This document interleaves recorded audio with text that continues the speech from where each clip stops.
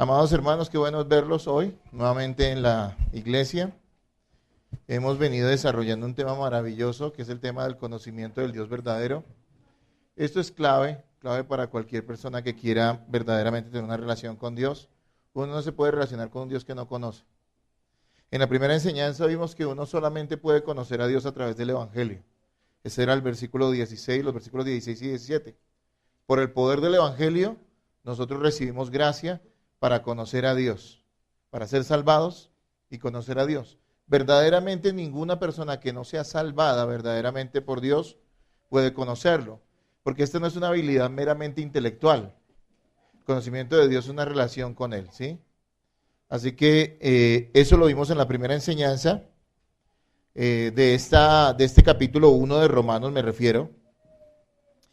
Vimos en el versículo 18 el tema que hemos venido desarrollando durante las últimas semanas y que hoy culminamos al final del capítulo 32, del capítulo 1, al final del versículo 32, y es la ira de Dios, algo que la gente quiere desconocer, la ira de Dios, ¿sí? Dios manifiesta su rechazo al pecado y al rechazo también que tienen las personas a la verdad de Él, por medio de su justicia, y esto es lo que la Biblia llama la ira de Dios. La ira de Dios no es una explosión caprichosa de rabia, digamos, sino la aplicación en la medida correcta de la justicia perfecta de Dios.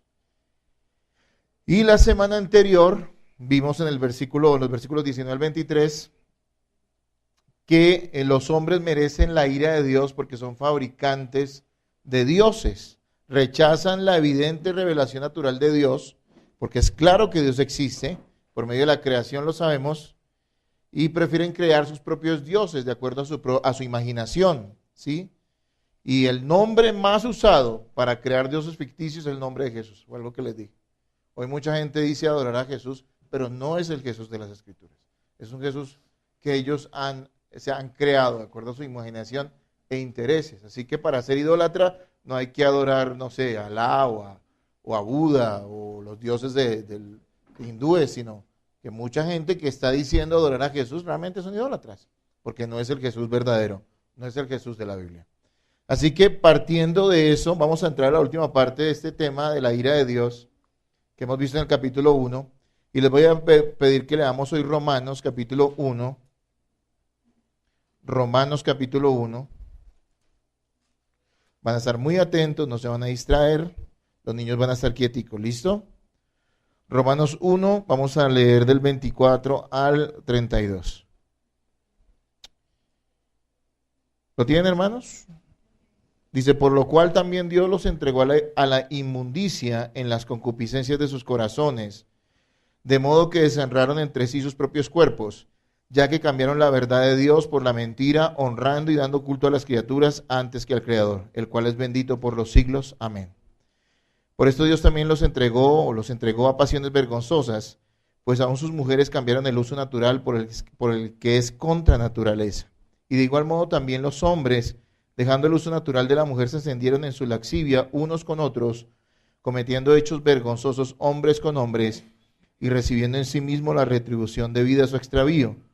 Y como ellos no aprobaron tener en cuenta a Dios, Dios los entregó a una mente reprobada para hacer cosas que no convienen, estando atestados de toda injusticia, fornicación, perversidad, avaricia, maldad, llenos de envidia, homicidios, contiendas, engaños y malignidades, murmuradores, detractores, aborrecedores de Dios, injuriosos, soberbios, altivos, inventores de males, desobedientes a los padres, necios, desleales, sin afecto natural, implacables, sin misericordia, quienes habiendo entendido el juicio de Dios, que los que practican tales cosas son dignos de muerte, no solo las hacen, sino que también se complacen con los que la practican. Por favor, lean ese último versículo todos en un coro bien bonito. Háganlo ahora.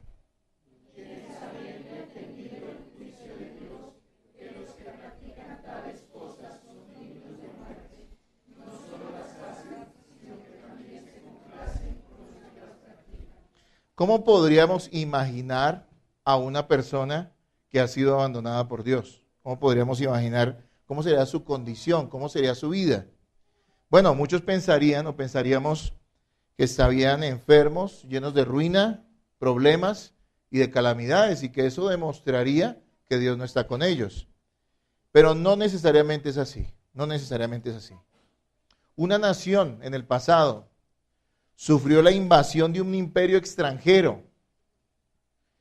Su capital, la ciudad principal y su lugar de adoración a Dios, al Dios verdadero, porque no eran idólatras necesariamente, fueron quemados. Y miles de personas murieron en esa invasión de ese ejército extranjero.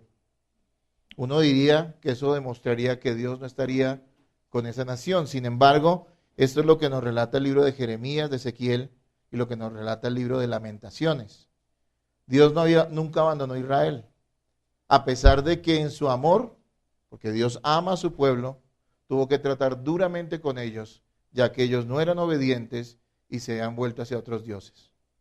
El hecho de que ellos hubieran experimentado esta terrible calamidad no significó de ninguna manera que Dios no estuviera con ellos, sino más bien que a través de eso Dios cumpliría su propósito en sus vidas y haría lo que Él había destinado que haría con ellos por amor a su propio pueblo. Nos lo dice el profeta Jeremías en Lamentaciones 3:22, dice: por la misericordia de Jehová no hemos sido consumidos, porque nunca decayeron sus misericordias, nuevas son cada mañana, grande es tu fidelidad. Imagínense este cuadro, una ciudad completamente destruida, todo lo que tú conocías y apreciabas ha sido quemado desde los cimientos. El lugar de adoración a Dios ha sido destruido, ha sido saqueado, todo lo que era de valor se lo llevaban. Muchos fueron llevados secuestrados a otra nación extranjera y muchos otros murieron en la invasión. Está humeando las ruinas y el profeta Jeremías se para y dice lo siguiente, para que lo entendamos mejor: por la misericordia de Jehová no hemos sido consumidos. El profeta reconocía que en medio de esa desgracia la misericordia de Dios estaba manifestando. Y dice también, porque nunca decayeron sus misericordias. Dice, nuevas son cada mañana, grande es tu fidelidad. Él podría reconocer la fidelidad de Dios aún en medio de esa calamidad, porque sabía que Dios no los había abandonado. Lo que vamos a ver hoy es una de las más terribles manifestaciones de la ira divina. La ira divina no solamente se manifiesta, como lo vamos a ver en este día, a través del abandono del pecador, para entregarlo a su propio juicio, a su propio pecado y para que sea juzgado más severamente. Porque la ira de Dios se ha manifestado, como lo vimos en la primera enseñanza la segunda enseñanza de este capítulo 1 de Romanos. Vimos que la ira de Dios se manifiesta a veces a través de catástrofes y de calamidades y de traer aún la muerte sobre aquellos que le desobedecen a Él. Pero en otras ocasiones, como nos lo va a mostrar el libro de Romanos acá, ¿sí? Pablo nos va a mostrar que la ira de Dios aunque puede retribuir con desgracias la rebeldía de los hombres, una de sus terribles manifestaciones, de sus más terribles manifestaciones, es el abandono divino. ¿Qué es lo que queremos hacer desde que estamos pequeños? ¿Qué es lo que un niño apenas empieza a andar y a medio hablar quiere hacer con sus padres? Si no es independizarse de ellos. La rebeldía no es otra cosa que un gran grito que el hombre desde pequeño sigue gritando toda su vida. Y es lo siguiente: déjeme hacer lo que se me antoja. Déjeme hacer lo que yo quiero. La madurez de los hombres no es otra cosa que independizarse, y es normal, hasta de cierta manera lo entendemos. Pero es simplemente un grito de rebeldía también, de querer hacer lo que quiera para entregarse ¿qué? A su propio parecer. El problema es que como somos pecadores, nuestro parecer siempre va a ser ¿qué? Pecaminoso. Dios es bondadoso y restringe el pecado del ser humano para que éste no caiga tan bajo como puede hacerlo. Es lo que vemos en la enseñanza bíblica. Ni que el hombre llegue a hacer todo el daño que puede hacer a otros.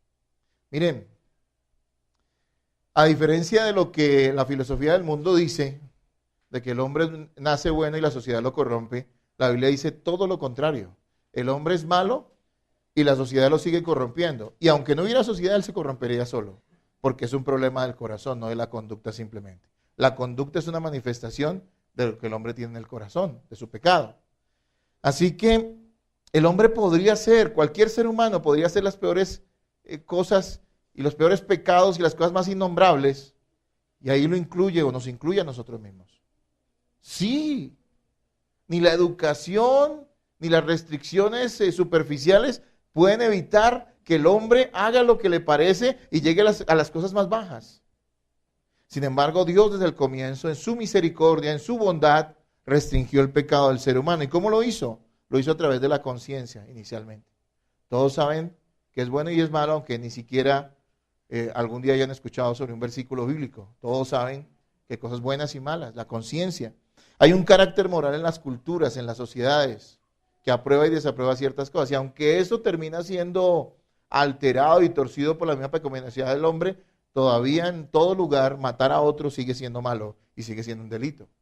También es restringido por las leyes civiles, por las autoridades civiles a las cuales el mismo libro de Romanos dice que Dios le entregó la espada para castigar al que hace lo malo. Porque sí, las autoridades, con todo lo malas que puedan ser y corruptas, todavía ejercen un papel que Dios les ha encomendado y es restringir el pecado del ser humano. También nuestros padres son las primeras autoridades que Dios usa para restringir nuestra maldad y nuestro pecado. Por eso es tan importante que usted como papá no sea alcahueta, porque usted es la primera imagen de la autoridad de Dios que tienen sus hijos. Y Dios le ha entregado la responsabilidad de restringir su maldad y su pecado. Sin embargo, aunque Dios pone límites al hombre, Él es paciente, y es lo que vemos en la Escritura, Dios es paciente. Llega un punto donde Dios abandona a los pecadores, entregándolos ¿a qué? A su propia maldad, para que sufran las consecuencias de sus propios pecados. Entre más bajo cae un hombre en pecado, más consecuencias recibirá de ese pecado en esta vida y peores consecuencias recibirá en la vida futura, en la eternidad, en su castigo. Es lo que podemos entender de la enseñanza de la Escritura. Así que vemos que Dios entrega al pecador duro de corazón, aquel en el cual Dios ha manifestado su paciencia, pero que él persiste en su maldad. Y aquí nos está hablando en Romanos 1, inicialmente de todos aquellos que son gentiles, o que llaman gentiles la Biblia, que son todos aquellos que no eran judíos, pero esto se extiende también a los judíos, a toda la humanidad, porque todos los hombres son pecadores. Y entonces Dios los entrega y los deja hacer lo que quieren. El hombre le grita, déjame hacer lo que quiero. Y llega un punto donde Dios dice, haz lo que quieras. Y los entrega a su propio pecado. Relaja esas restricciones que Él pone sobre el pecado, sobre la conciencia de los hombres. ¿Sí? Y vemos que esto lo ha hecho Dios en la humanidad en general, porque es lo que nos está describiendo aquí, pero también Dios lo ha hecho en cada individuo en particular. Me acuerdo de un ejemplo. ¿Se acuerdan del rey Saúl? ¿Sí o no? Lean la Biblia, hermanos, para eso estamos acá. Deben conocerla. Saúl fue el primer rey de... ¿Y quién sucedió a Saúl? A ver. David, ¿no es cierto? Ahora, ¿en qué momento Dios decidió que Saúl no iba a ser más rey de Israel y que se le iba a entregar el reino a David? ¿Quién? ¿Se acuerdan? ¿Se acuerdan? Cuando él desobedeció y él tenía que matar a esta nación pagana y pecaminosa y dura de corazón, y él prefirió guardarse lo mejor del ganado y esas cosas. Entonces vino el profeta Samuel y le dijo, ha sido cortado, ha sido desechado por Dios. Pero les pregunto, ¿Saúl dejó de ser rey en ese momento? No, él siguió siendo rey. De hecho, durante mucho tiempo más. Saúl siguió siendo rey. Y David, de hecho, aunque ya había sido ungido como rey por el profeta, porque Dios lo había escogido para hacer la labor, él pasaron mucho tiempo y muchos años para que llegara a estar en el trono. Mire, Saúl fue desechado por Dios. Dios le dijo, haga lo que quiera. Él siguió siendo rey, pero Dios no estaba con él. Sí, la gente le hacía caso todavía, pero Dios no estaba con él. Así de sencillo. Es para que veamos una ilustración de lo que significa ser abandonado por Dios. La gente a veces piensa que el abandono de Dios es que no le vaya bien, pero a veces que no nos vaya bien no significa necesariamente que Dios no esté con nosotros. Pues digo bien a lo que nosotros entendemos, que nos va bien, tener trabajo, casa, poder irse de vacaciones, no sé qué cosas tengamos dentro de esa estabilidad que a veces buscamos, obviamente. No, no necesariamente. Y en este caso vemos que Saúl fue desechado. ¿Y qué pasó con Saúl? Su corazón cada vez se llenó más de amargura. Estaba recibiendo la consecuencia de su pecado. Se llenó de celos contra David. ¿Sí? Y llegó un momento donde, ¿cómo murió Saúl? ¿Se acuerdan? ¿Se acuerdan o no? Se suicidó. Se arrojó sobre su espada, ¿no es cierto? Entonces, hermanos, tenemos que entender que el abandono de Dios es una manifestación de su ira y es algo que debemos temer, ¿sí? Llega un punto donde Dios abandona al pecador y lo entrega a su maldad. En Romanos 2:5 y adelantico dice, pero por tu dureza y por tu corazón no arrepentido, atesoras para ti mismo ira para el día de la ira y la revelación del justo juicio de Dios. Así que, ¿cuál es el propósito del abandono divino? Que el hombre se sumerja más en sus pecados para que Dios con mayor severidad aplique su justicia a ese pecador. Y es una justicia que merece ese pecador porque él mismo se ha entregado a la maldad y él ha decidido ignorar a Dios. Alguien diría, pero esto es duro. Yo creo que esto no corresponde a la enseñanza de la Escritura, simplemente es un versículo aislado. Yo les diría, está muy equivocado. El mismo Señor Jesús dijo algo, que no debemos insistir en compartir el Evangelio con aquellos que persistentemente desprecian y se endurecen en contra de la verdad. ¿Se acuerdan que en Mateo 7 el Señor dijo, no deis lo santo a los perros? Y mire cómo lo llama. No deis lo santo a los perros, ni echéis vuestras perlas delante de los cerdos, no sea que las pisoteen y se vuelvan y os despedacen. Y ahí usted lo puede estudiar y se dará cuenta que lo que Jesús está diciendo, quien recibe el Evangelio, que lo reciba. Dios puede salvarlo por medio del Evangelio, pero si una persona a la cual le insistimos y le persistimos y con diligencia estamos predicando el Evangelio, se rebela y se levanta contra él y se endurece su corazón, nosotros no deberíamos insistir a veces con esas personas, porque para ellos el Evangelio es todo menos algo precioso. Allí también podemos notar el abandono divino, el abandono de Dios hacia los pecadores. Entonces, ¿qué debemos hacer en este texto? ¿Qué podemos hacer en este texto? Identificar 3 manifestaciones del abandono de Dios que demuestran que su ira está sobre el mundo perdido. Y esas 3 manifestaciones que vamos a ver en este texto hoy son las siguientes. La primera, Dios entregó a los pecadores o entrega a los pecadores a la inmundicia de sus corazones. También vamos a ver que Dios entregó a los pecadores a sus pasiones vergonzosas. Y vamos a ver que Dios entregó a los pecadores a una mente reprobada. Y vamos a entender y vamos a explicar de qué se trata cada una de estas manifestaciones de la ira de Dios al abandonarlos a ellos. La humanidad piensa que Dios no tiene en cuenta su pecado. Ellos piensan que Dios está bien con ellos. Algunos creen que ciertamente son malos y pecadores, pero que al fin y al cabo Dios, que es buena gente, los va a perdonar y que va a hacerse loco con lo que ellos hicieron y que no importa, porque al fin y al cabo pues Dios sabe que no son tan malos. Esta mañana vimos el tema acerca de ¿cuál fue el tema de esta mañana que enseñó Adrián? La justicia de Dios, y creo que quedó claro. Si Dios ignora el pecado, entonces Dios no es justo, y entonces Dios no es bueno, y entonces Dios es malo. Y eso es completamente contrario a lo que la Escritura enseña. No, Dios es bueno, y si Dios es bueno, Dios es justo. Y si Dios es justo, Él tiene que castigar severamente al pecado y al pecador. Eso es algo que debemos tener claro. La desgracia de los seres humanos es que ellos creen que están bien.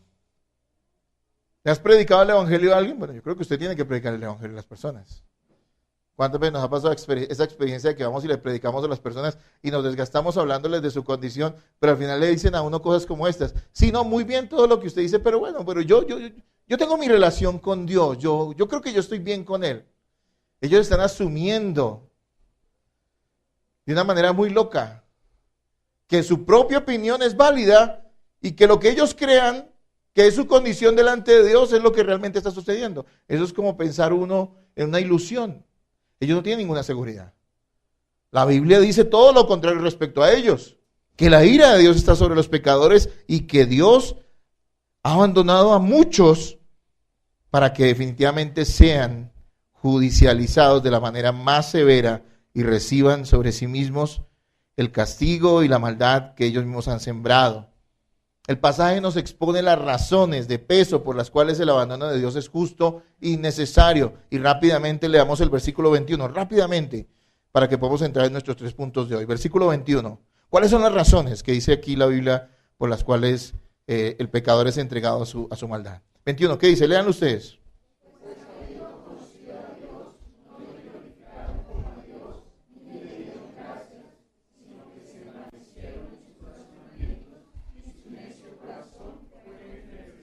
Entonces, ¿cuál es la primera razón que vemos allí? Ellos conocen a Dios.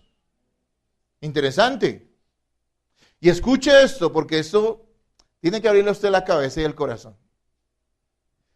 El problema de los pecadores no es que ignoren a Dios, o sea, que ignoren acerca de Dios, que no sepan que Dios no existe. Ese no es el problema. El problema es que ellos han decidido rebelarse contra el Dios que saben que existe. Eso es lo que dice Romanos 1. Yo tengo que creerle la Biblia. Y usted sale y le pregunta al de la esquina, no, pero es que yo no sé si Dios existe porque no tengo pruebas. No se me ha aparecido, dirán algunos, o no puedo probarlo en un laboratorio. Y usted dirá, no, sí es difícil. Vamos a tratar de hacernos científicos para ver si desde la ciencia logramos comprobar la existencia de Dios. ¿Qué dice Romanos acá? Que es evidente, desde el comienzo, la creación natural demuestra que Dios es real, que Dios es cierto, y que la creación muestra su inmenso poder y su grandeza. De hecho, no solamente demuestra que Él existe, sino también nos da a conocer sus atributos. Entonces, hermanos, la primera razón por la cual la ira de Dios viene sobre los hombres es porque aunque ellos lo conocen, ellos no le glorifican ni le dan gracias. Los seres humanos son desagradecidos con Dios. ¿Se acuerdan que hace 8 días en la enseñanza les dije que todo el mundo tiene la frasecita de cajón de gracias a Dios? Gracias a Dios por esto, gracias por aquello, ¿no es cierto? ¿Eso significa que ellos son agradecidos con Dios? No, ellos ni siquiera saben a qué Dios le están agradeciendo y ni siquiera entienden por qué están dando las gracias. No. Ellos no pueden decir que son agradecidos con Dios cuando su actitud es totalmente contraria de rebeldía y de odio hacia aquel Dios que le dicen agradecer por sus actos. Entonces, hermanos, sí, la primera razón justificada, bíblicamente justificada, es que ellos no glorifican a Dios. Y recuerde que el hombre fue creado para glorificar a Dios y los hombres han fracasado. No importa si llegan a ser campeones de la Copa del Mundo o ser los hombres más ricos del universo o llegan a ser el mejor profesional en su área, no importa. Para Dios, si Cristo no está en su vida, son unos completos fracasados, porque ellos no fueron creados para eso, fueron creados para glorificar a Dios. Por lo tanto, es justa la ira de Dios sobre ellos. Y veamos cuál otra razón nos dice allí, versículos 23 y versículos 25. Versículo 23 y versículo 25. Lean los dos.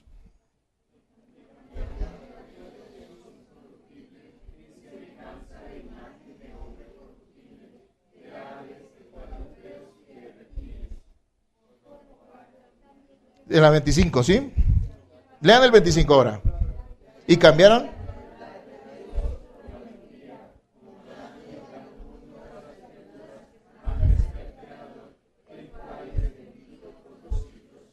La segunda razón, ¿cuál será? ¿Qué ven ustedes allí? La idolatría, exacto. Porque los hombres son idólatras, a pesar de que saben que Dios es real y alcanzan a conocer algo de su carácter por medio de la creación, ellos no deciden buscarlo correctamente, sino que se entregan, ¿qué? A la idolatría. Y la idolatría es muy grave. Así que por causa de la idolatría de los hombres que se inventan sus dioses, que hacen de su imaginación un nido o una fábrica de dioses, ¿sí? La ira de Dios viene sobre ellos. Y me parece que el 25 lo resume muy bien. El hombre termina adorando a las criaturas y no a quién. Y desde la antigüedad nuestros indígenas, ¿a quién adoraban? ¿Se acuerdan que les dije que Chía? No, pero bendecimos el municipio de Chía, pero Chía es luna y era la diosa luna, y los romanos a sus dioses y los griegos pero todos ellos eran dioses humanizados, iguales a ellos, de pecadores. Así que el hombre es un fabricante de dioses, y por esa idolatría la ira de Dios viene sobre ellos. Y el versículo 28, leamos el versículo 28.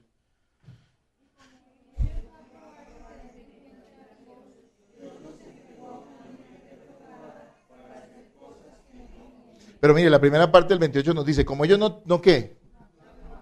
O sea, que no tienen en cuenta a Dios. Primero, saben que Dios existe, saben que Dios es real, y en vez de buscarlo, número uno, no le glorifican ni le dan gracias. Número dos, se inventan sus propios dioses y se vuelven idólatras. Y número 10, no lo tienen en cuenta. Es decir, creen en Dios pero viven como si no existiera. Eso es así. Razones suficientes para que la ira de Dios venga sobre los hombres. Ahora yo le voy a decir algo que le va a tocar a usted el corazón y de pronto le va a pisar un callo, pero tengo que decirlo porque es verdad. Cuando pensamos en esto, pensamos en las antiguas civilizaciones. Ellos eran idólatras, o en los grandes tiranos del mundo. Pero usted ha pensado que su abuelita, que no es creyente, está escrita dentro de este pasaje. O que su mamá o que sus hijos que no son creyentes están descritos dentro de este pasaje. Es duro. Es bastante impactante. Y es por eso que nosotros tenemos que orar y predicar y ser testimonio para que eso sea usado por Dios para salvarlos.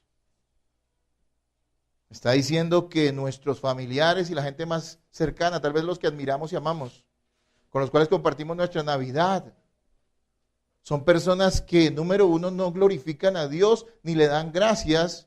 Son personas que son idólatras y son personas que no tienen en cuenta a Dios en sus vidas. ¿Cree que eso es cierto? Pues no importa si usted lo cree, es cierto. Pero identifique eso en su propia familia, las personas cercanas a usted. Y oremos al Señor para que le salve. Veamos la primera muestra del abandono de Dios. La primera manifestación del abandono de Dios. Versículo 24. ¿Qué dice? Léanlo ustedes.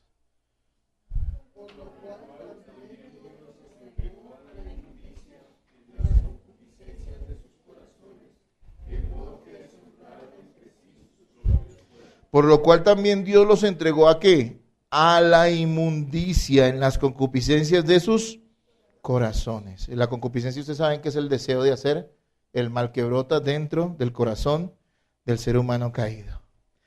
Cuando la palabra aquí, el Nuevo Testamento habla de inmundicia, en la mayoría de los casos está refiriendo a inmoralidad sexual. Miren, es tremendo saber que la inmoralidad sexual que reina hoy sobre el mundo es una muestra del abandono de Dios a la sociedad. Cuando Dios abandona a una nación, a una sociedad, a la humanidad, por causa de su idolatría, por causa de su rebeldía, por causa de su pecaminosidad endurecida, lo primero que pasa es que Dios los entrega a la inmoralidad sexual. Permite que ellos hagan lo que quieran con sus cuerpos para deshonrarlos. La idolatría que vemos ahí en el versículo 23 y 25, donde está enmarcado este versículo 24, nos muestra la idolatría, y la idolatría está conectada con la inmoralidad sexual. Cuando alguien se entrega al pecado, siempre, casi siempre, o siempre diría yo, está acompañada de esa maldad, ese descuido de las cosas de Dios, está acompañada de algún tipo de impureza sexual. Hoy estamos, hermanos, en medio de una sociedad que está obsesionada por el sexo. Creo que usted se ha dado cuenta de eso. Una sociedad que está obsesionada por el sexo. La forma sucia como el mundo trata la sexualidad es una muestra de que Dios los ha abandonado. De que Dios los ha entregado a su propia inmoralidad e impureza sexual. Y recordemos que el sexo fue creado por Dios exclusivamente para expresar placenteramente el amor que se profesa marido y esposa. Y recuerden los que hicimos el curso hace unos meses de masculinidad y feminidad, representa el amor puro y perfecto entre Cristo y su iglesia. Aún las relaciones sexuales nos cuesta porque las tenemos como tan llenas de morbo, ¿no? Pero dentro del matrimonio y en pureza, ella lo que está manifestando es esa unión íntima que existe entre Cristo y su iglesia, ese amor que se profesan marido y esposa. Y algunas personas se preguntarán, bueno, ¿y qué es inmoralidad sexual? Mire, la ecuación es la más sencilla del mundo. Todo tipo de práctica sexual fuera del matrimonio entre marido y mujer es pecado. Toda práctica sexual aparte del matrimonio entre esposo y esposa es inmoralidad sexual y es una maldad delante de Dios. Así de sencillo. Y cuesta a la gente de aceptar eso, porque les parece que el sexo es cualquier cosa menos algo sagrado. El mundo se entrega al pecado, se entrega a la inmoralidad sexual y demuestran de esa manera que Dios está lejos de ellos. El sexo, hermanos, que ha sido creado por Dios, puede ser la expresión más bella del amor que se profesa en dos esposos.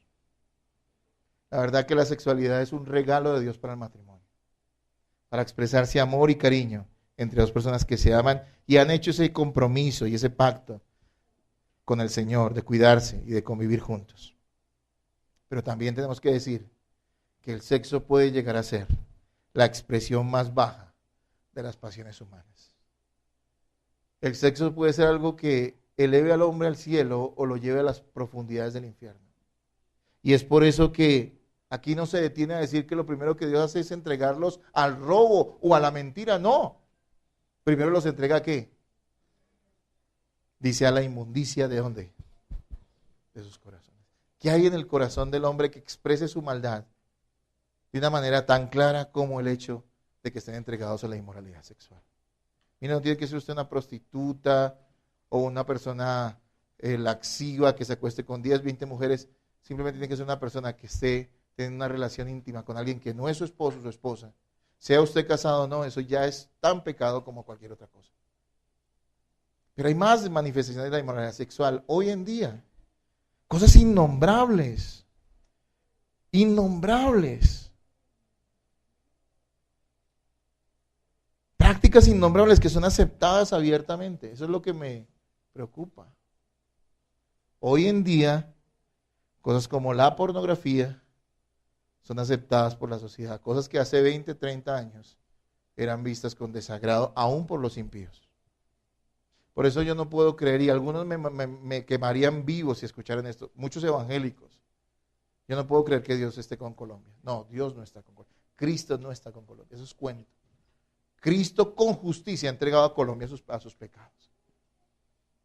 Y más juicio puede venir de parte de Dios si seguimos ahondando en cosas como permitir que esta sexualidad y que estas maldades se desplieguen y sean aceptadas aún por las autoridades.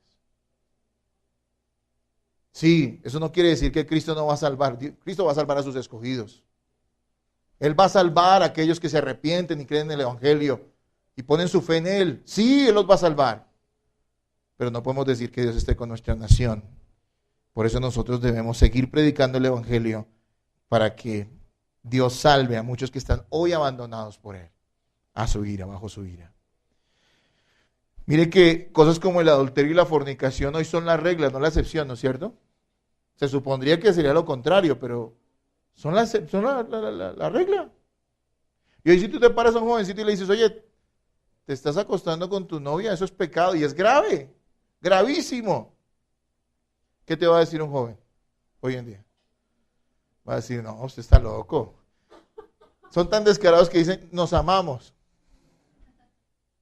Corintios dice que el amor que todo lo espera. Algunos hasta dentro de las iglesias dicen, no, es que fue un desliz. La fornicación es un desliz, el adulterio es un desliz. No, es un grave pecado contra Dios que demuestra la rebeldía del corazón de aquel que lo comete. Es grave, hermanos. Es muy grave y demuestra la ira de Dios sobre ellos. De hecho, no solamente pecan de esta forma, sino que se ufanan de ellos, ¿no es cierto? Se ufanan de sus prácticas y de su... son muy machos y muy mujeres porque tienen muchas parejas. Todo eso demuestra la maldad del corazón del ser humano. Miren, la música está repleta de mensajes sexualizados, ¿sí o no?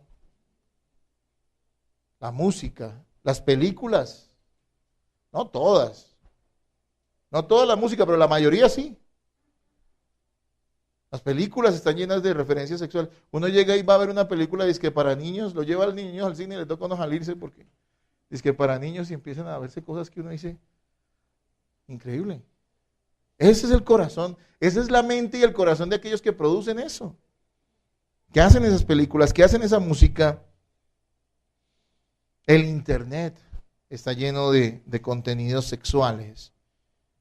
Y es tan mala y vemos tan grave la situación de la humanidad, tan grave la situación de nuestra sociedad, que hoy más que nunca, yo creo que obviamente eso siempre ha existido, ese abuso, pero hoy más que nunca vemos con dolor cómo el ser humano es tan bajo, tan sucio, tan malvado, tan digno de la ira de Dios, que alguien por unos minutos de placer está dispuesto a dañarle la vida a otra persona por siempre. Cogiendo bebés, niños pequeños y abusando de ellos, o mujeres, o hombres también.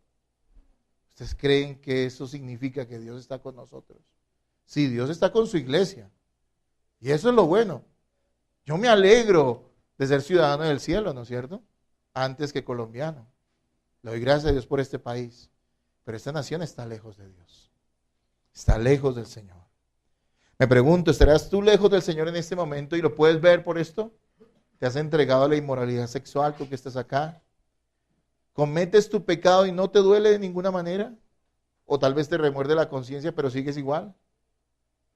Es tiempo de que tú revises eso en tu vida. Es tiempo de que lo mires. Entonces, número 1, cuando Dios abandona a alguien, ¿a qué lo entrega? Número 1, a la inmoralidad sexual. Inmundicia de sus corazones. Número 2, cuando Dios abandona a alguien o abandona a una nación, a sociedad, Dios los entrega a pasiones vergonzosas. Versículos 26 y 27, por favor, léanlo ustedes. Léanlo ahora.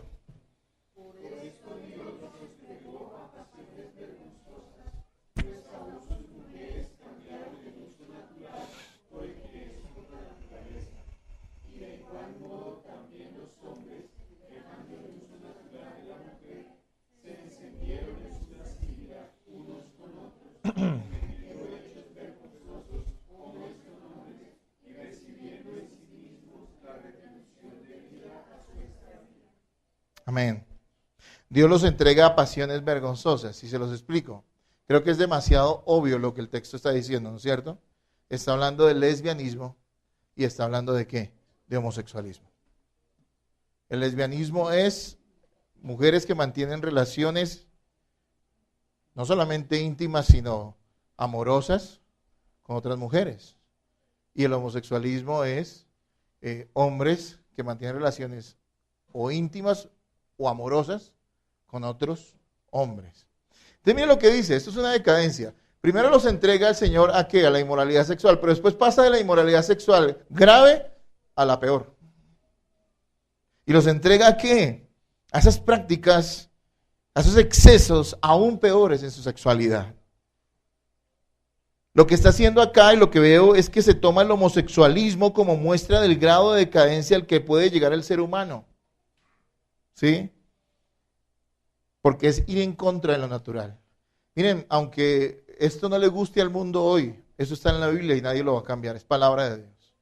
Es claro que el homosexualismo, el lesbianismo y todas estas prácticas son condenadas terriblemente por la Escritura, y hay que decirlo de una manera especial. No es que los homosexuales sean los malos y los demás pecadores son los buenos, como algunos pretenden, ¿no? Porque como alguna vez escuché a alguien decir, no, a mí no me gustan los hombres, a mí me gustan las mujeres y harto, por eso tengo como 10. Pues eso es tan pecador como el otro, ¿sí me entiende? Claro que sí. Pero hermanos, nos está diciendo algo que vemos aquí, nos debe sacudir, porque lo estamos viendo muy palpable hoy en nuestra sociedad. Y es esa aprobación de ese estilo de vida pecaminoso y terrible que es antinatural, porque lo acaba de decir la Escritura. Dice que cuando Dios abandona a alguien o abandona una nación, entrega a ese pueblo, a esas personas a depravaciones más tremendas con su sexualidad y toma el homosexualismo como ejemplo de ello. No dice, y Dios los entregó a pasiones vergonzosas entregándolos al robo, digamos. Claro, el robo es un terrible pecado, pero está dando un superlativo. Está mostrando un extremo de la pecaminosidad humana. Aunque la mayoría de las personas no son homosexuales ni lesbianas, aunque la mayoría no lo son, sí podemos ver todos en este texto el grado de bajeza al que podemos llegar todos si seguimos en el pecado. No que se van a convertir en esto, pero en su propio pecado pueden llegar a los límites más extremos. Es terrible. Miren, el diseño de la creación demuestra que el homosexualismo no es natural, porque nos dicen que es natural. No, no es natural. Por eso dice allí, cambiaron el uso natural por el que es contra naturaleza. Y habla del uso de la mujer, o sea, es decir, las relaciones íntimas normales, tal cual Dios las creó. Piensen algo. Dios mismo fue quien creó la distinción entre los sexos, entre los géneros, varón y hembra, ¿no es cierto? ¿Habrá algo, o sea, Dios se equivoca, les pregunto yo? ¿Dios puede mejorar algo de lo que Él diseñó? Usted ve las versiones de programas de computadora, ¿no? Entonces, versión 1.0, 2.0, 3.0, cada vez las va mejorando, ¿no es cierto? ¿Es posible eso en lo que Dios hizo?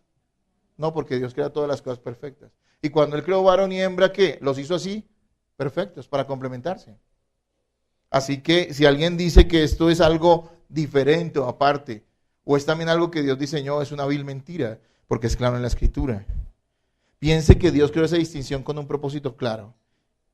Escuche, anatómicamente, físicamente, anatómicamente, solo varón y hembra son compatibles. Ir en contra de esa compatibilidad anatómica es ir en contra de la naturaleza. Solo varón y hembra pueden concebir. Alguien decía, si el mundo se entregara a la homosexualidad y al lesbianismo, la humanidad se acabaría, porque ellos no pueden concebir.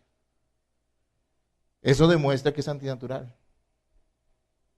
Dice que varón y hembra, nos muestra la Escritura, varón y hembra son diseñados con un carácter diferente, cada uno para complementarse, como los polos positivos y negativos en algunas baterías, ¿no?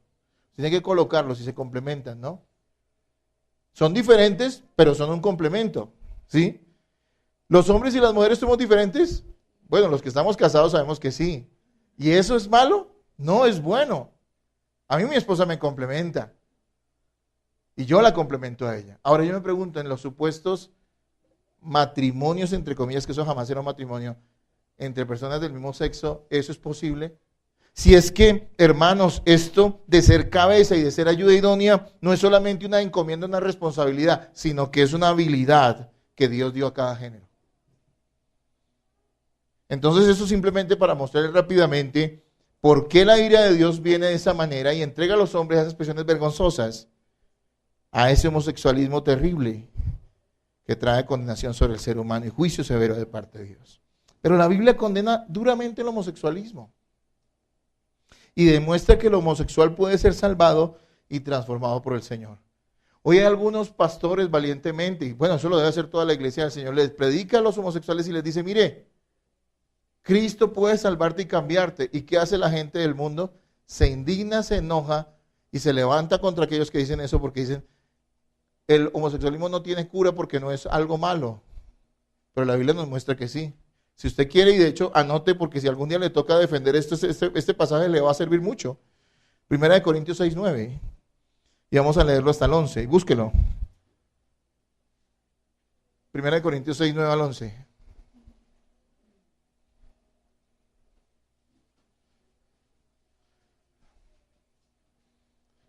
Gracias. ¿Lo tienen, hermanos?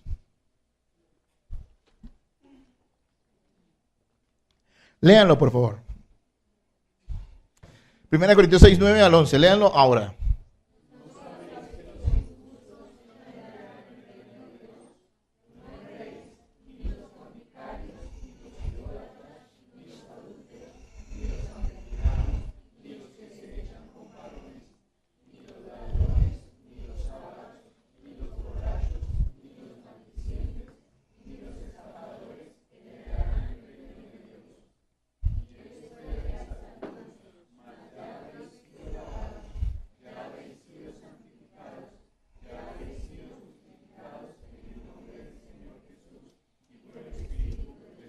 Dentro de toda esta lista de pecados, hay dos que vienen al tema que estamos hablando en este momento. Dice, ni los afeminados, ni los que se echan con varones. Si nota que hace una distinción, o sea, crea dos categorías.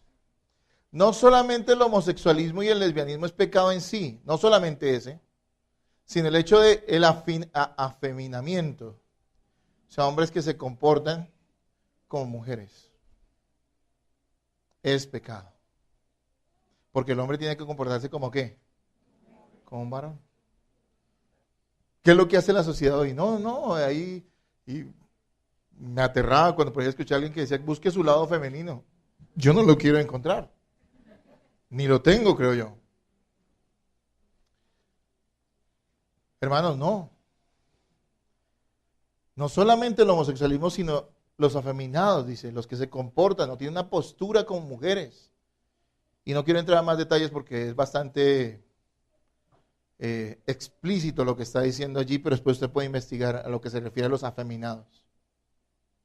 Pero eso es pecado, entonces lo condena. Ahora, dice que no heredarán el reino de los cielos. No necesitamos más explicaciones, claro. Ahora bien, miren lo interesante del versículo 11, dice, y esto erais algunos, mas ya habéis sido, ¿qué? Lavados, santificados y justificados. Note algo, aquellos que dicen, no, eso no se puede cambiar, eso Dios los creó así. No, Dios no los creó así, porque aquí está diciendo a los corintios, le está diciendo, algunos de ustedes eran, dentro de toda esa lista de pecados, también afeminados algunos, también homosexuales algunos, que se echaban con varones, acostarse con varones. Y sin embargo, ¿ya qué? Dice después. ¿Sí ven? Eran, pero ya han sido ¿qué? Lavados, santificados y justificados. Que no quepa duda sobre esta cuestión, porque el homosexualismo no es una virtud, sino es una muestra del juicio de Dios sobre una nación. Quiero aclararles qué debemos hacer con las personas que practican el lesbianismo y el homosexualismo. Debemos tratarlos como cualquier otro pecador, con misericordia, sin agredirlos, pero sí siendo siempre claro con ellos acerca de que lo que hacen es una práctica pecaminosa, muy baja, que deshonra a Dios. Y también predicarles el amor de Cristo, que puede salvarlos, y que como en el caso de los corintios, puede también perdonarlos, santificarlos y justificarlos, si ellos ponen su fe en Jesús y se arrepienten. Miren lo que dice allí dentro de esa misma porción, de esta misma idea, y dice, y recibiendo en sí mismos la retribución debida a su extravío. El homosexualismo, el lesbianismo no solamente son pecados que traigan una condena dura de parte de Dios hacia el futuro, sino que ya mismo están recibiendo retribución. Dice, y lo llama acá retribución debida a su extravío. Eso quiere decir que su pecado ha traído efectos destructivos sobre su cuerpo y sobre su alma. Miren, todo pecado conduce al hombre al infierno, pero tenemos que reconocer que hay pecados que tienen menos consecuencias en esta vida que otros. Y uno de los pecados que ha demostrado tener más consecuencias en esta vida es ese estilo de vida con una sexualidad torcida, desviada. Porque han venido muchas enfermedades a estas personas, y ustedes conocen, no tengo que entrar en muchos detalles a causa de sus prácticas, pero por otro lado también hay problemas emocionales, y algún comentarista lo describía, me parece muy bien, diciendo que hay una deformación de su personalidad. Un hombre que se comporta como una mujer y ve como una mujer es un hombre que tiene una deformación en su personalidad. Así que esto es claro. Las personas pueden decir y hacer el famoso orgullo, ahí es que un día del orgullo gay. ¿Pero por qué hacen eso? Precisamente porque saben que está mal, porque saben que en su corazón saben porque saben que está mal y que no hay nada de que enorgullecerse de eso, y simplemente tienen que sacar allí con orgullo y con pecado y maldad a relucir su maldad y su pecado, ¿no es cierto? Es como si hicieran el día del orgullo del ladrón. Es que ahorita todo se volvió patológico. ¿Saben qué es patológico, no? Una enfermedad. Bueno, si van a defender el homosexualismo, también defiendan al ladrón y digan que es que, pobrecito, no es que él tiene, y búsquenle hagan un estudio con una universidad y verá que va a llegar a la conclusión de que es algún tipo de trastorno. Pero la Biblia todo eso lo llama pecado. Simplemente es un acto voluntario del hombre que demuestra la maldad de su corazón. El mundo llama tolerancia y progresismo al homosexualismo. Dios lo llama pecado y decadencia. Y aquellos que quieren aceptar su estilo de vida no los aman, sino los odian al no permitirles ver su maldad para que se arrepientan.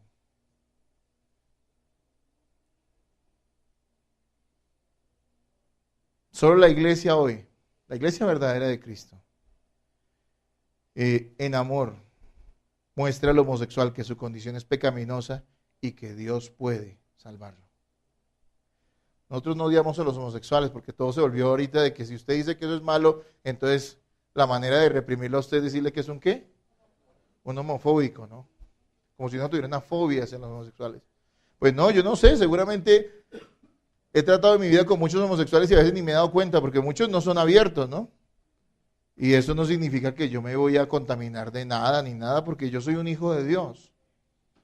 En ese sentido, yo puedo compartir muchas cosas con ellos sin que llegue a aceptar su condición pecaminosa.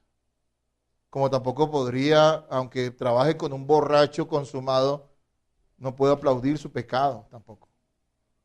Entonces, hermanos, noten algo, cuando Dios abandona a alguien, cuando Dios abandona una sociedad, una nación, dice Romanos capítulo 1, como ellos han sido duros y han negado a Dios y se han vuelto idólatras y no le dan gracias, Dios los entregó primero a la inmoralidad sexual y segundo ¿a qué?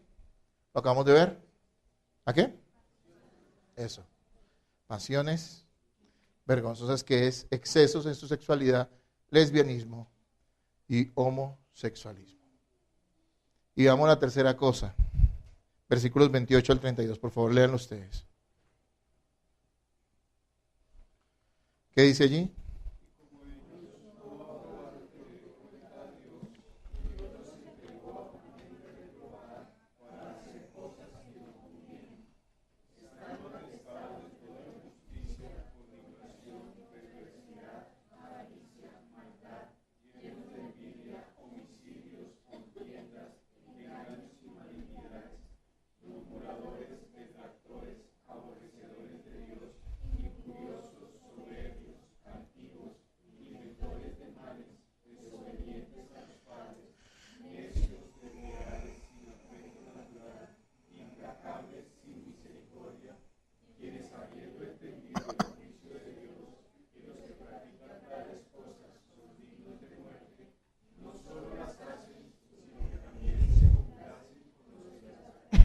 Y la tercera cosa a la cual Dios los entrega es una mente reprobada.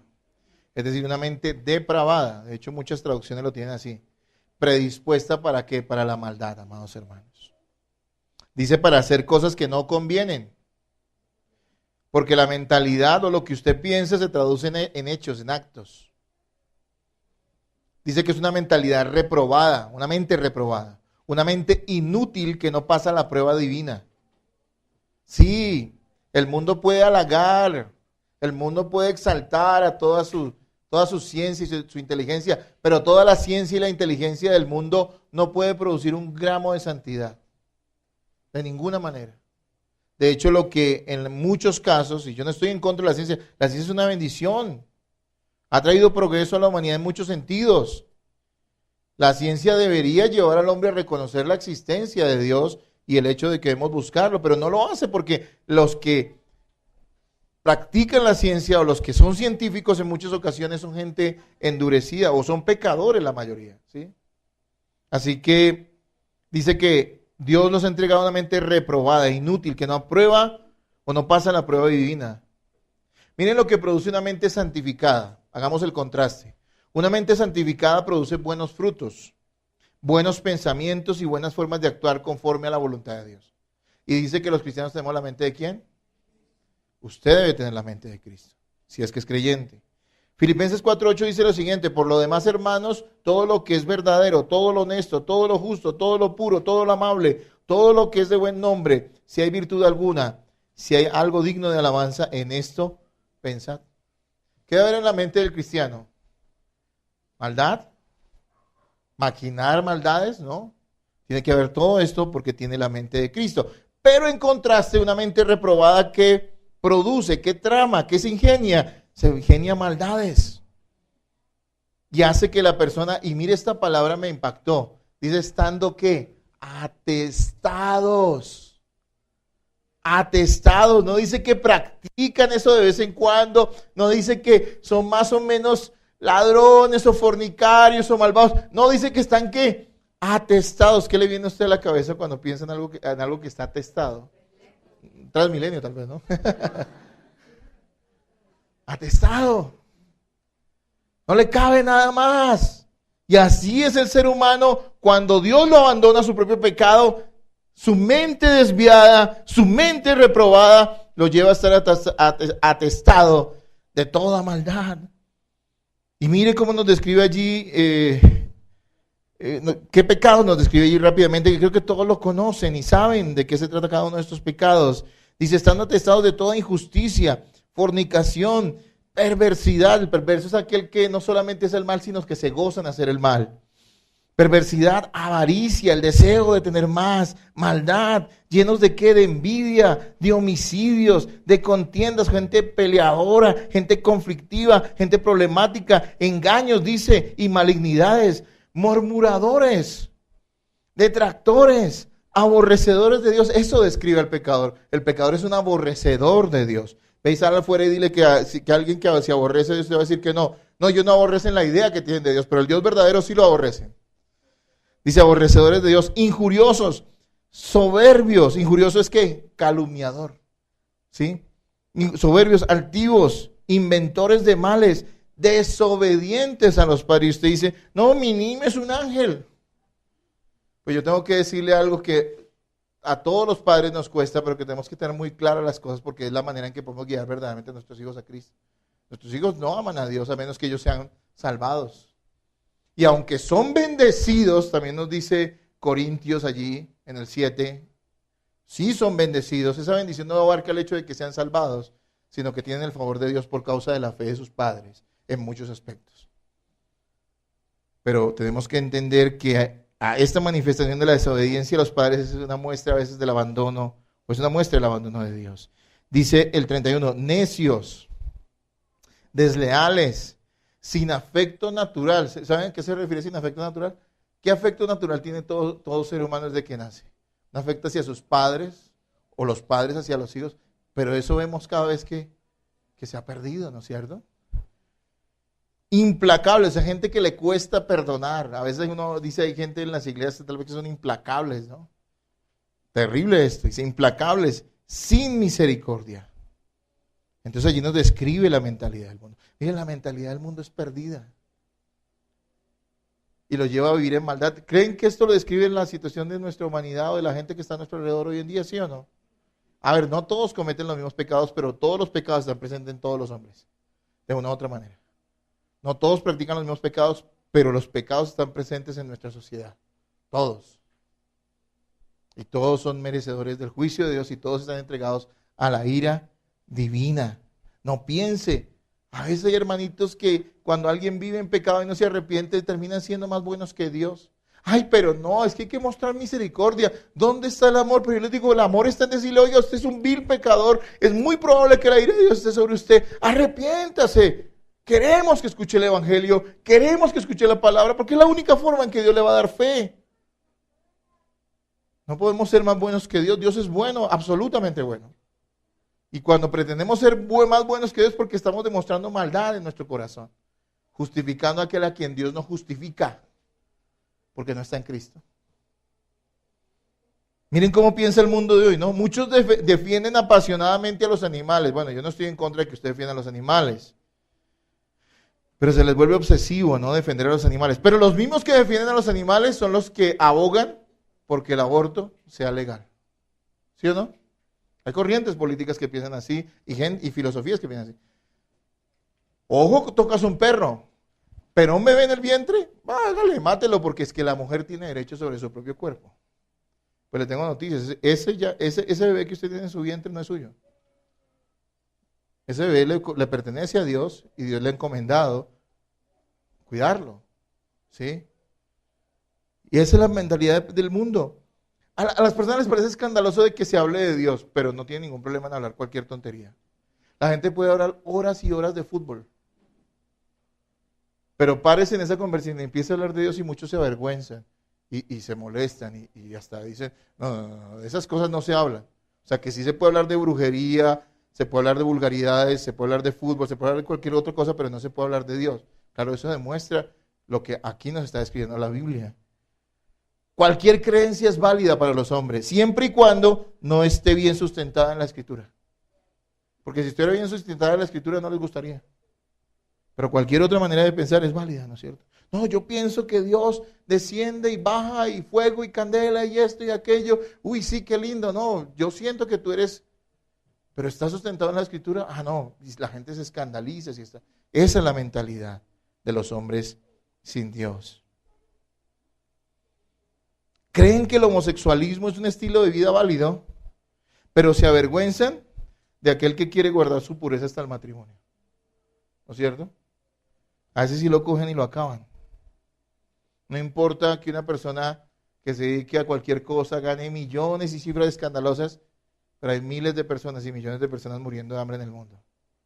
Un futbolista puede ganar millones, y no lo tengo contra los futbolistas, ¿no? Pero un futbolista puede ganar millones y millones y millones de unas cifras escandalosas y todo el mundo le parece sensacional, pero hay millones de personas muriendo de hambre y nadie hace nada por ello. Eso es una muestra del juicio de Dios y del abandono de Dios sobre una sociedad. Versículo 32 para que vayamos finalizando, hermanos. ¿Qué dice? Léanlo, por favor.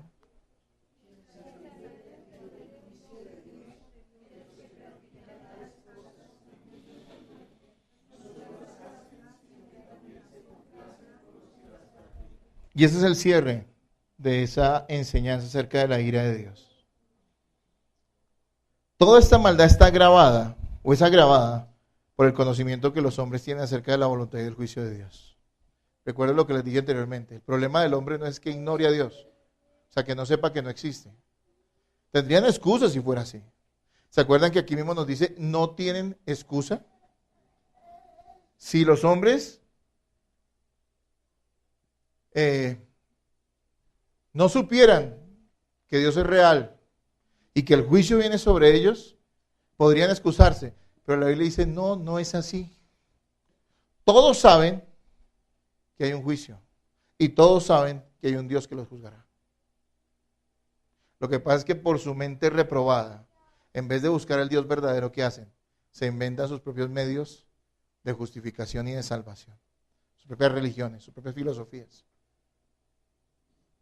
Todos saben que algún día, mire, todos los hombres saben que algún día van a ser juzgados. Todos. Puede que lo callen, que lo tapen sobre un mar de dureza y de incredulidad, pero al fondo ellos saben que va a haber un juicio y que Dios los ha de juzgar. Y sin embargo, a pesar de que saben eso, aún así no buscan a Dios, sino que siguen extraviándose.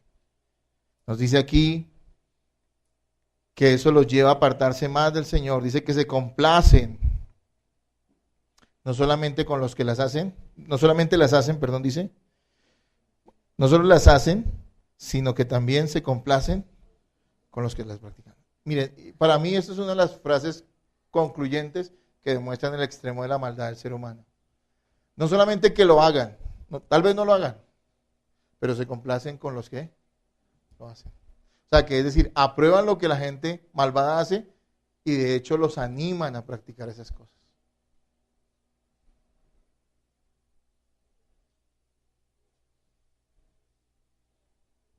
Aquí hay una advertencia para los cristianos, yo creo también. Si nosotros nos deleitamos en las cosas que en el mundo deshonran a Dios, aunque no las hagamos, somos cómplices de ellas. Mucho cuidado, hermanos, con ser permisivos con el pecado en nuestros hogares o con la falsedad. O deleitarnos en cosas que ofenden a Dios. Yo sé que para muchas personas esto puede parecer un poquito retrógrado, a mí no me importa, yo creo firmemente en esto. Soy consciente que la música y las películas y todo eso es arte y puede expresar cosas muy bonitas y mandar buenos mensajes. Y en eso creo que es así, pero la verdad es que hay que tener mucho cuidado porque hay mucha basura en la cual nosotros podemos terminar siendo partícipes de eso. Es posible que tú no seas un fornicario de hecho, pero si tú ves pornografía, te estás deleitando ¿en qué? En la fornicación. Y aquí cabe esto.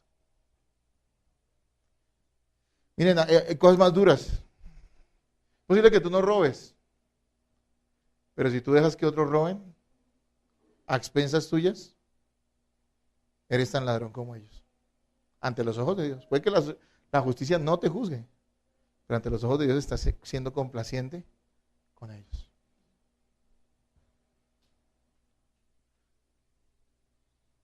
Hermanos, hemos visto las razones por las cuales la ira de Dios se derrama sobre los hombres. Si queremos conocer a Dios, tenemos que conocer al hombre, ¿sabían eso? Y hacer un contraste entre la bondad de Dios y la maldad del hombre. Sí, definitivamente esas dos áreas van relacionadísimas. Tú no puedes conocer plenamente a Dios, diría yo, si no haces un estudio claro acerca de quién es el hombre. Porque eso te va a llevar a entender que todos sus atributos de Dios son perfectos y que todo lo que el hombre piensa, hace o dice o trama, no deja de ser pecaminoso.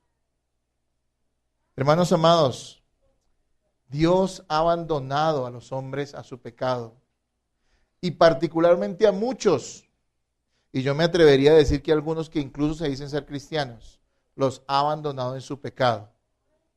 Su conciencia ya no los reprende. En su corazón ya no hay nada que impida que sigan en esa maldad. Y deberían estar pero muy preocupados. ¿Se acuerdan que la segunda enseñanza que di a esta serie era acerca de que Dios ama al que ama? ¿Qué hace? Disciplina. La disciplina es la alternativa de Dios a la ira. La ira se la da a los incrédulos, la disciplina se la da a los creyentes. A veces la disciplina puede parecer ira, pero no lo es, porque en Cristo hemos sido salvados y Dios nos ama. Y a veces la ira puede parecer que es bendición, porque el pecador vive contento en su pecado y no le pasa nada. Pero como dice por ahí, cuando menos piense, toda la ruina vendrá sobre él y todo el juicio vendrá sobre él. Miren lo delicado de esto. Que Dios abandone a alguien es terrible. Es como si un padre se cansa de un hijo drogadicto y algún día lo bota de su casa y deja que él haga lo que quiere. Ya no está la mamá para hacer canzona, para cantaletearle. ¿Saben que esa cantaleta de su mamá, en el caso del drogadicto, del hijo que se porta mal, no es otra cosa que una muestra del amor del padre por ellos? Sí, claro que tampoco justifico la cantaleta de todas las hermanas, ¿no? Pero tengan cuidado con eso. Pero es una muestra del amor, del interés. Llegará el día en que tal vez ese hijo perdido anhele la corrección de sus padres. Bueno, es lo mismo con Dios, pero en una escala mucho mayor. ¿Saben qué me alegra? Que cuando estudié este tema de la ira de Dios y el abandono, comprendí algo mucho más y me gocé mucho más en algo. Y vayamos a ese pasaje, ya vamos terminando, tranquilos. Mateo 27, 46, ¿qué dice? Mateo 27, 46. Sí, el 46.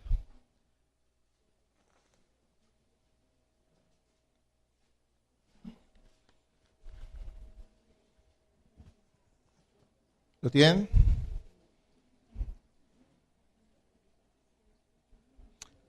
¿Lo tienen, hermanos? Mateo 27, 46. Léanlo ahora.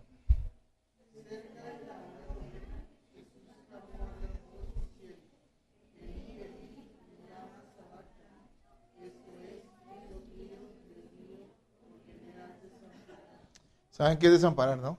Abandonar. Hermanos, Cristo sufrió el abandono de Dios para que nosotros no seamos abandonados por Él. Es decir, los creyentes. Cristo en la cruz fue abandonado por Dios el Padre en un momento para que nosotros no seamos abandonados por Él. ¿Cómo puedes evitar la ira de Dios? Solamente, exclusivamente a través de ¿qué? De la fe en Jesucristo. Él fue abandonado, está claro allí. Ese Mateo 26, 7, 46 puede ser entendido a la luz de Romanos capítulo 1. Sí, el hombre ha sido abandonado a su pecado y es una muestra terrible de la ira de Dios, porque lo que se le viene encima al hombre abandonado es terrible, pero Cristo en la cruz padeció abandono y sufrió abandono de parte de Dios el Padre para que todos aquellos que confiamos en Él y nos arrepentimos de nuestros pecados, no seamos abandonados por Dios. Así que Cristo es el único camino de salvación.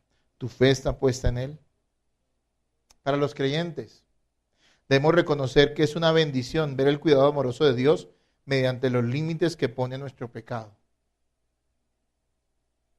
¿Por medio de qué Dios nos limita el pecado? Lo enseñamos, por medio de la palabra. Cuando escudriñamos la palabra, cuando nos la enseñan, y eso impacta nuestra vida y sabemos que estamos mal y nos arrepentimos, eso es la muestra del amor de Dios, no de la ira de Dios. Cuando nosotros somos,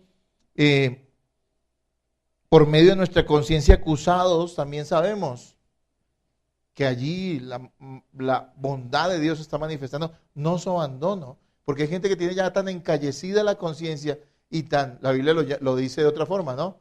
Dice que está cauterizada la conciencia, que hay gente que ya no le importa hacer cualquier cosa. Pero usted aún, gracias a Dios, bueno, y si usted sigue a Dios va a ser siempre así. Su conciencia lo acusa y eso es bueno, porque nos lleva ¿a qué? Al arrepentimiento.